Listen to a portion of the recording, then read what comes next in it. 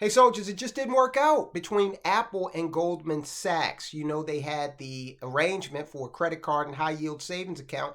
Well, look, we profiled the wedding here last year when they put the whole thing together. Now let's take a look at the divorce. It just didn't work out. And if you have one of these savings accounts, one of these Apple cards, you're going to be impacted by this. And even if you don't, check it out. Here's the thing. You are going to have we all will have one less high yield savings account provider in the market for now. Subscribe to the channel, guys. This economy is evolving faster than it ever has in human history. We need to know how to thrive through this. More opportunity than ever before. How do we seize it? We know. We go through it every day on the channel. So hit subscribe. Guys, this high yield savings account, we're going to have one less high yield savings account on the market again for now. Apple, though, I wouldn't count them out because they want to make their ecosystem more adhesive. Now, what do I mean by that? They want to make it more complex. So if you got an iPhone and you got an iPad and an i this and an i that, Apple TV, you got and a high yield savings account from Apple, okay? The likelihood of you deviating outside of the platform because you're becoming more and more heavily invested in it, the likelihood of you, going and buying an Android, very low, okay? The likelihood of you buying another iPhone, very high. So this is why they wanted to put this in place. Just didn't work out with Goldman Sachs, apparently. Apple is trying to unwind its Goldman Sachs credit card partnership. Apple has, and credit card and high yield savings account, guys. Apple has given Goldman Sachs a proposal to end its credit card and savings account partnership within the next 12 to 15 months. A person familiar with the matter told CNBC's Leslie Picker, look, if you're using that high yield savings account because, that's a good place, I think, to keep money in a emergency fund, okay, because you're getting a little better than the brick and mortar savings account interest rates. Again, it's not meeting inflation, but it's doing better than brick and mortar. You're going to have to look for other options. The move for now, the move, if it were to happen, which it will, they're not putting this out there just for nothing. Because by putting this out there, they are eroding confidence in the offering.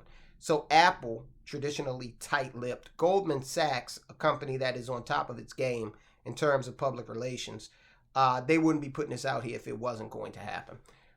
It will end one of the highest profile partnerships between a bank and a tech company. It would also mean that Apple would need to find a new financial partner for its popular credit card, Apple Card, and its high yield savings account under the Apple brand. While Apple offers both its credit card and savings account through the Wallet app on iPhones, the banking back end is handled by Goldman Sachs. So it was like chocolate and peanut butter, guys. They decided to bring the expertise of Goldman Sachs to play with the tech expertise and customer base of Apple. What went wrong, right? Why didn't this work out? Will we see more partnerships between tech and big finance? When Apple first launched the Apple Card in 2019, Goldman Sachs CEO David Solomon was in attendance at the glitzy Apple launch event at its California campus. Remember, Goldman Sachs also has the Marcus high yield savings account. So when they initially announced this, I thought it was pretty weird because it was kind of like they were kind of competing against, Goldman Sachs, that is, was kind of competing against its own product. The partnership has been rocky in recent years as Goldman Sachs has retreated from its previous consumer banking ambitions as costs stacked up. Now, what does that mean? Well, JP Morgan has a big time consumer facing business in Chase Bank. Okay. Goldman Sachs thought, hey, millions of consumers out there, why don't we try to offer them something and take some revenue out of this? But apparently they're finding that it's a little bit more difficult than they initially imagined. Also, Chase was an existing infrastructure that JP Morgan acquired. Goldman Sachs is trying to kind of build this from scratch.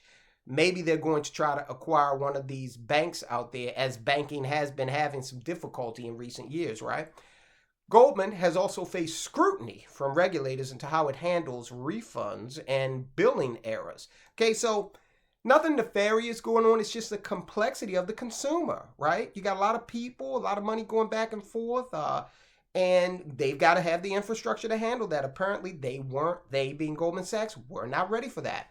Goldman Sachs said earlier in the year it would consider strategic alternatives for its consumer banking business. Look out, they're going to buy somebody. Who? I have no idea. But it's definitely going to happen. As for Apple, the credit card and savings accounts are a way to add value and additional features to its iPhone, as well as bolster its quickly growing services business with fees. It's not clear whether Apple has found a new partner or would consider bigger changes to its financial products if it were to exit the agreement with Goldman Sachs. So we're seeing the slow combination of these big companies to offer consumers services. In this instance, not working out as planned. We'll see what happens. Okay, so Goldman Sachs seems to be having a lot of trouble getting into the tech side of exploiting the consumer business. However, Apple Card is award winning. Customers can't say enough good things about it. Apple's not going to leave you hanging if you've got one of these accounts, but what you do need to do is reach out and see what the hell's going on. Look, that's just good due diligence, all right? We've got one, looks like we're going to have one, temporarily at least, one less high yield savings account in the market. Keep in mind also, you can't walk into any branch and talk to somebody about the situation, because that's part of the reason why they're able to offer you such a better yield on these high yield savings accounts, because they're not paying rent, they're not paying mortgage, they're not paying for security. People to come in to the building, take breaks, go on vacation, they're not paying for that. All right. So that's one little nuance you'll have to deal with. All right, guys. So we'll continue to follow this situation and update you as necessary. Guys, I'll talk to you soon.